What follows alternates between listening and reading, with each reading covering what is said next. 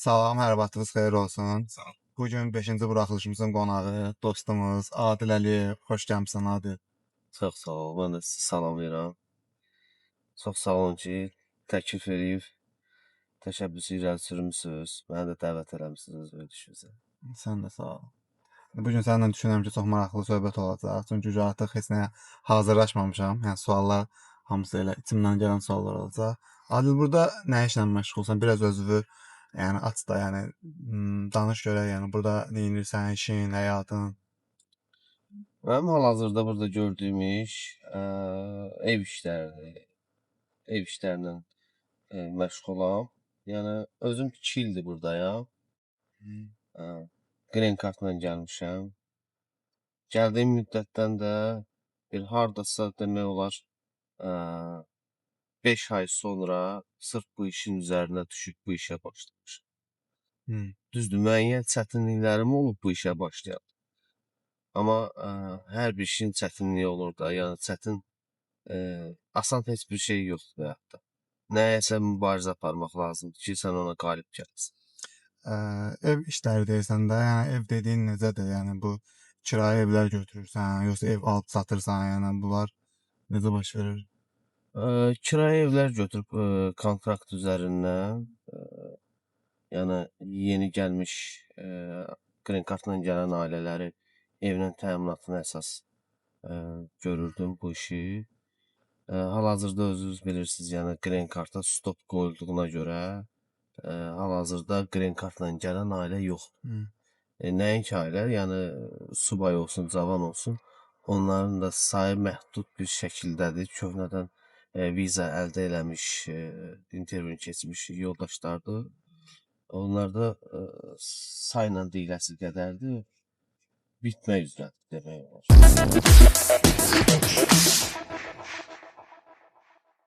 Bu sahəyə ümumiyyətlə, yəni öncədən artıq planlı şəkildə gəlmişdin, yoxsa artıq burada yaşayarkən mühiti, gedişatı görərək qərar verdik ki, mən bu işlə məşğulum, bu sahəyə qatılım? Çox gözəl sual oldu. Yəni belə deyim, mən bu işi heç belə ağlımdan belə keçirməmişdim. Yəni planlaşdırmamışdım ki, belə bir iş görərəm. İndi ilk dəfə Amerikaya gələndə hamımız başlayırıq.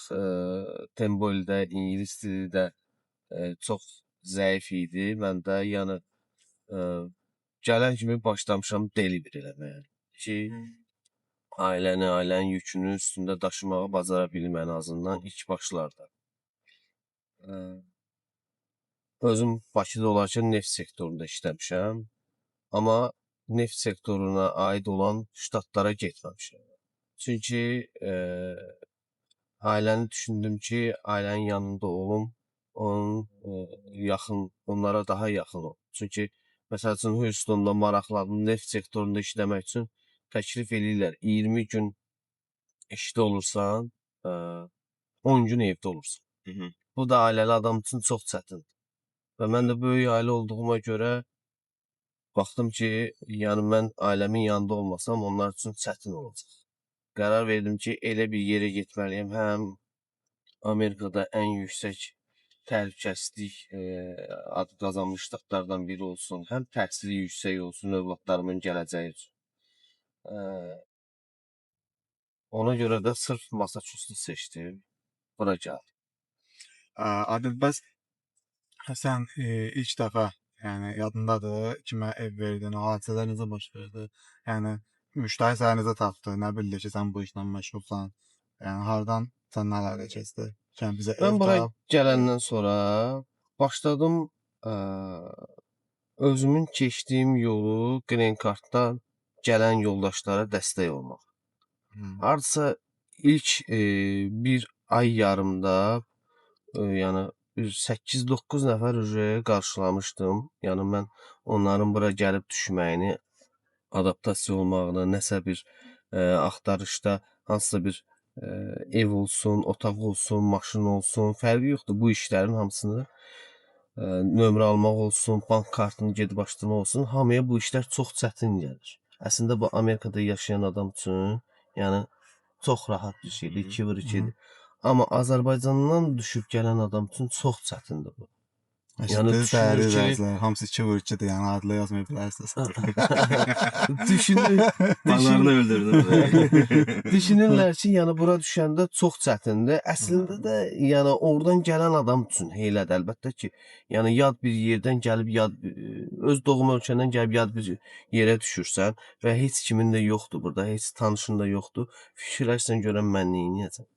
Mən başladım qrupda bu cür insanlara dəstək olmağa ki, gəlib düşəndə köməklik. Əslində bunu sifdə başlayanda, yəni pul məqsədindən, qazanc məqsədindən fikirləşməmişdim. İlk başlanğıcımın 2-ci ayında, 1-ci ayda delivery-lə elə bir ki, çatdıra bilirdim də, yəni evin kirasını ödəməyə, amma gördüm ki, çətinlik çəkirəm. 2-ci ayın ödənişində, evin ödənişində gördüm ki, yox, alınmır. Yəni mən vaxtımın çoxunu insanlara sərf elədiyimə görə evimin kirasını verə bilmirəm. Bu məndə bu işin hansısa bir istiqamətə yönəlib pul qazanmağını balanslı bir formada aparmağını düşüncə altına qoydu ki, yəni mən elə bir sistem qurmalıyam ki, özüm üçün burada. Bu gələn insanlara həm dəstəyim dəysin, həm buradan da qazancım da olsun ki, mən onlara vaxt ayırım. İlk aylarda nə qədər qazanmısan bu işdən? Bir də bundan da əlavə, indi bizi izləyən, bura gəlmək istəyən insanlar baxanda məsələn bəlkə də bilmək istəyirlər ki, bu gördüyün işin paket qiymətləri varmı? Yəni sir deyilsə deyə bilərsən bizə o haqda. Mən də sir. Sir kimi qalsın. Bəzi səbəblərdən hər şeyi tam açıqlamaq olmur. Amma yəni balanslı formada aparmışam həmişə. Elə olub ki, elə adamlar olub ki, elə yoldaşlar olub ki, pul qazanmışam bu işdən. Elə yoldaşlar da olub ki, pul qazanmamışam. Yəni bunu həm pul qazanan tərəfi də olub, olmayan tərəfi də olub. Əsas odur ki, bunu düşünmüşəm ki, mən bu işi apara-apara insanları da razı salım özüm. Çox çətin bir işdir. Çox məsuliyyətli bir işdir. Çünki oradan adam gəlir, sən onlara söz verirsən ki, mən sənin evi burada həll eləyəcəm və təminat verirsən, sən onu qarşılayacaqsan, onun bank kartının nömrəsini çatan kimi başın məsələlərini, formatını, həm sığortasını, ondan sonra sürücülük pravasının imtahanına köməklik eləməyi, bu şeyləri, həkimdən sığorta məsələləri, yəni bu nüansları o insan üçün köməklik eləməyi söz verirsən, vay o halva ki, o gəlib bura çatana kimi sən o evi həll eləyə bilmirsən. Həqiqətən də çox Elə bir şey, yəni olub. hansı danışmısan, o gəlib çatıb da sən ev olmayıb əlində Bəli, hazır. olub. Necə baş verir? Qalmışam fikirləşə. Bunun 2 variantı var. Ya aparıb öz evində yanıva yığmalısan, bir həftə, 1-2 gün yanında saxlamalısan, eləci. Yəni sən bu insanı çölə ata bilmərsən axı. Bu sən söz veribsən bu insana. Ya da ki, aparıb otelə yığmalısan, özün də cibindən ödənişini eləməlisən. O yüzden mən həmişə özümün yaşadığım evi böyük götürmüşəm ki, sabahsı gündə belə bir iş mənim başıma gələndə, heç olmasa ən azından o adamı evimdə yer olsun aparıb otağın birinə yerləşdirə bilim. Olub onda yəni tələfatını eləmişəm. Necə lazımdır, öhdəsindən gəlmişəm.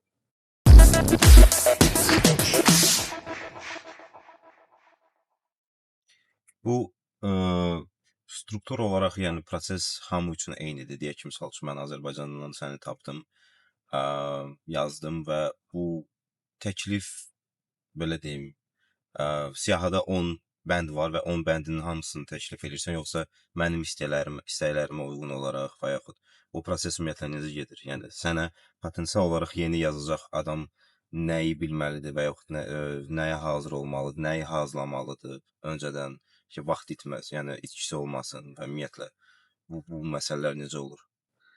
Adətən mən belə yanaşırdım. Yəni bu iş mənim üçün o qədər rahat idi ki, necə rahat? Yəni mənim üçün burada bilirdim ki, bu adam ailəsinə gəlib düşəcək, mən bunu yerbeyer eləyirdim. Adam mənə yazırdı ki, mən ora gəlsəm neyniyəcək, nətər olacaq, bu proses necə baş verəcək? Deyirdim ki, narahat olma, gəl. Yəni bu sözün mənası sən nəyə görə deyirdim, narahat olma ki. Yəni mənə güvən də o mənada. Əlimdən gələn qədər çalışmışam ki, e, gələn adamlara dediyim sözün üstündə durum. Yəni onu icraata yetirim.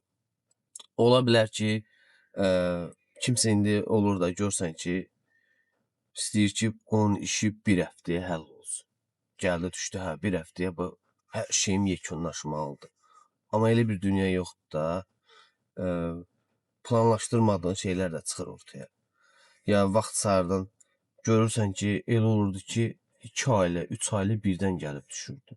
Yəni sən bunların hamısının detallı formada çatdırmalısan bu işlərin hamısını. Bir də Adil bunu demədin. Sən havalimanından qarşılama da var paketin içində. Bəli. Qoy bunu deyim, bizim də böyle reklam pulumuz. Adil bu arada Adil bizə pul verib ki, biraz Adilin iş haqqında reklam edən Adilin iş getdi. Zarafat edirəm. Pul zat verməyib. Adil dostumuzdur və gördüyü işlərdən danışır. Yəni düşünürəm ki, əslində yaxşı bir şeydir. Çünki bunu burada eləyən az adam var və yəni yeni gələnlər üçün də həqiqətən çətin məsələdir. Çünki birdən-birə bilmədiyi, nə bilim, görmədiyi bir şəhər olsun, dövlət olsun, xalq olsun, düşür bura. Yəni hamı da istəyir ki, ən azı ilkin mərhələdə buna dəstək olan, kömək olan indi adamlar var, qohumu var, yaxını var, onlar gəlir, ha, pul istəyir. İndi adamlar var ki, deyir, mən pulumu verim, mənim bu işlərim getsin.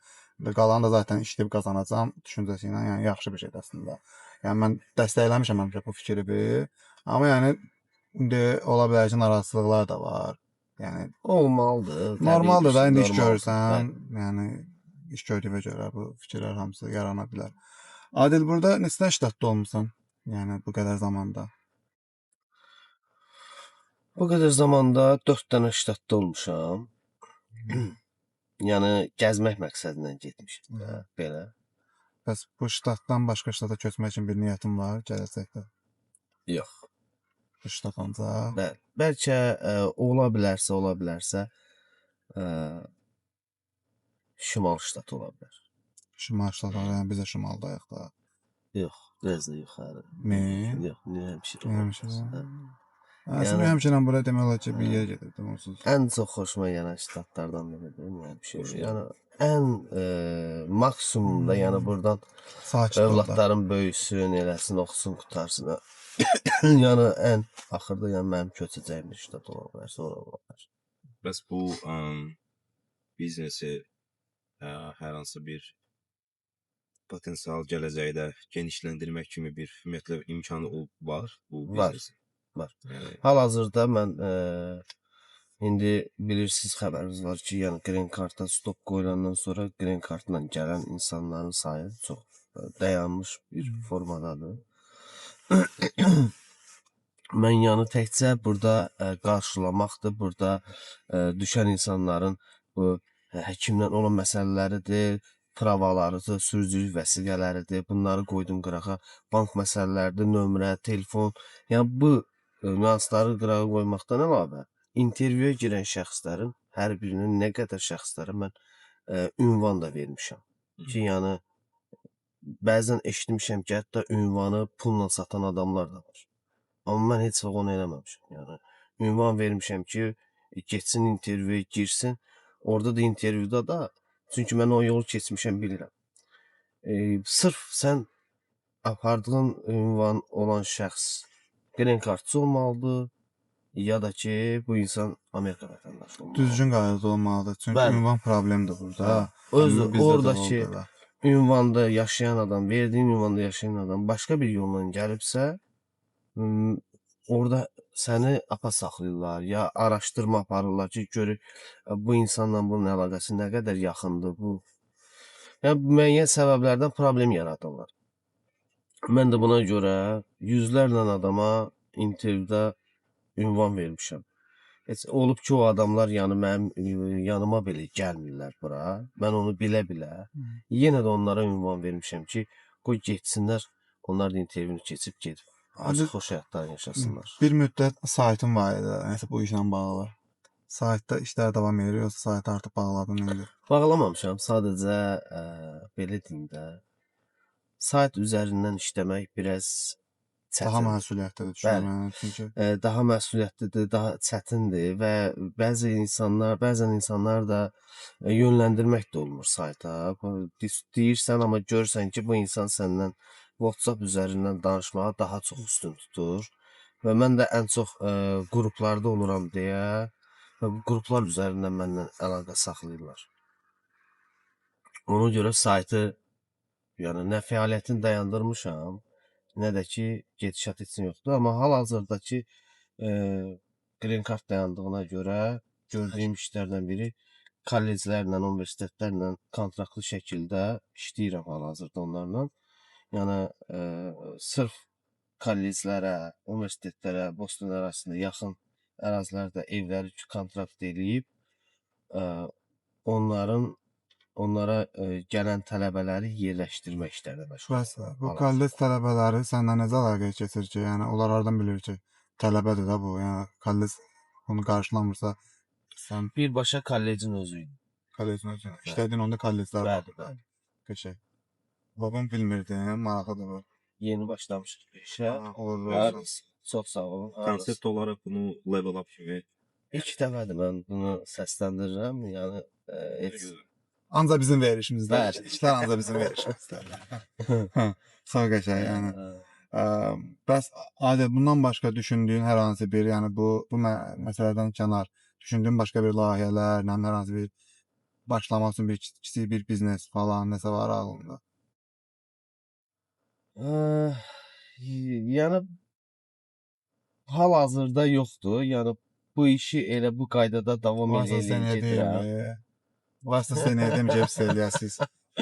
bəs iş həyatı gözəl, əla. Bəs şəxsi həyat, yəni maraqlar, hobbi, hansısa bir aktivitetlər, yəni həyatın bu hissəsi necə keçir səndə? Futbola gəlirdi, futbola da gəlmir. Yəni, ən az bunu deyim, bizlə gəlirdi, bizə o artıq gəlmir. İşi çoxalıb. Pul gələndə belədir də, futbola da gəlmirlər.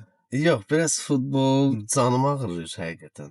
Gəlirəm sonra dizlərim biraz yaşos sözünü deyir, başa düşmürəm nə sadəcə. Amma vaxt sarıdan çatdıra bilmirəm. Elə bir ki, mən futbola gəlirəmsə, gəlirəm mən 2 gün yatam, dincəlim. Mənim bütün canım ağrıyır. Ondan da sonra 2 gündə yatdın, dincəldin, özün bilirsən burada çətindir. O yüzden. Amma yəni ən çox sevdiyim hobbilərdən deyim, varsa biri futbol. Başqa yəni gündəlik həyatında nələr baş verir, rutinin nədir, Seymur onu soruşuruq səndən. Yəni nə işlə məşğulsan başqa, yəni bu işdən əlavə. Daim işdirsə, biraz çətin deyil, psixoloji olaraq. Ora gətirirdim. Əsas. Yəni gündəlik olaraq ailənin işlərlə məşğul olursan, böyük ailə 4 dənə uşaqdır. Allah hamısının canını sağ eləsin. Bütün balaların canını sağ eləsin. Ailənin məsuliyyəti çox ağırdır. Onların dərsləridir, məktəbidir, onların gündəlik məşğuliyyətləridir. Özüm də ki, yəni boş vaxtlarımda mən heç vaxt heç bir sahədə pul qazanmağı özümə aid bilməmişəm.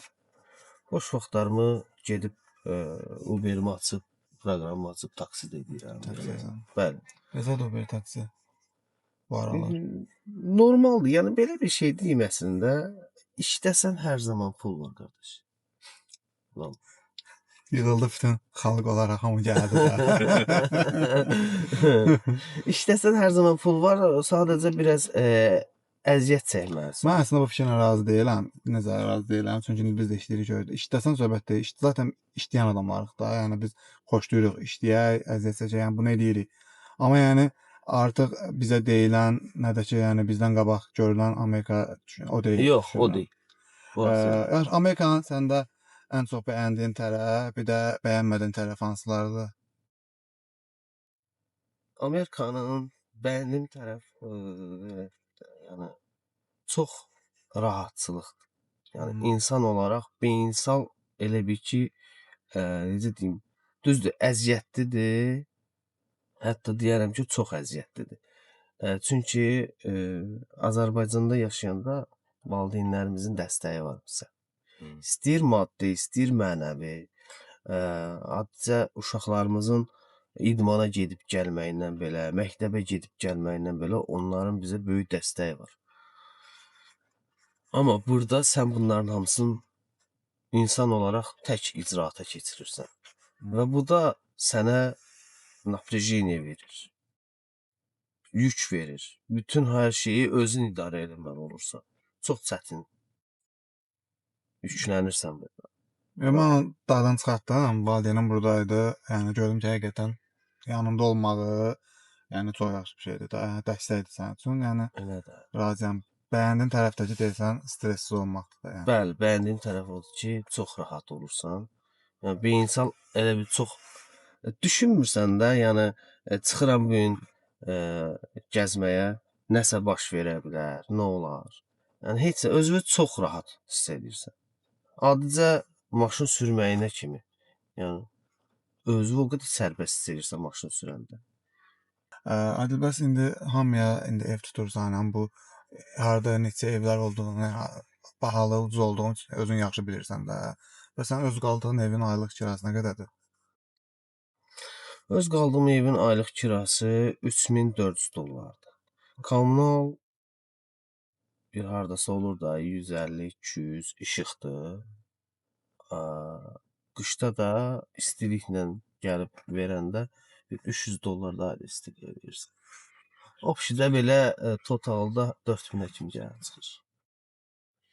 Bugünün bazar qiymətinə yəni əsaslansaq, bu okey qiymətdir, yəni yaxşı qiymətdir, yoxsa bahadır, ucuzdur?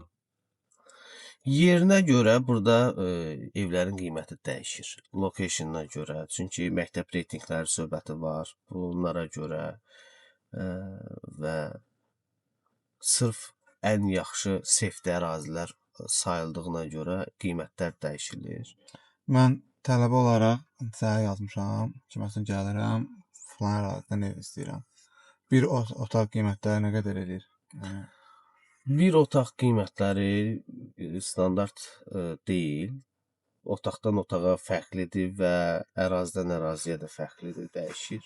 sən də ortalama bir də ərazini qoy, ortalama bir Müəllim peşəkar yanaşıb da. başa düşdüm. İndi sadəcə indi Cavabında. gələn adam, yəni əsas gələn Otaq adama var ki, qiymət maraqlıdır. yəni otağın içində bir dənə tək otaqdır, içində hamamı, tualeti də var. Düzdür, o cür otaqlar master home gedir. Çox az sayda düşür. Var elə bir otaqlar, 3 dənə ola bilər elə bir otaq. Qalan hamısı, yəni opşidir, evin içinə Paylaşımlı. daxildir, paylaşımlı, bəli. Otaq olaraq 1200, 1000 dollar baxır da 1300, 1400 yerlərindən asılı dəyişir. Yəni belə. O müqavilə demişdin.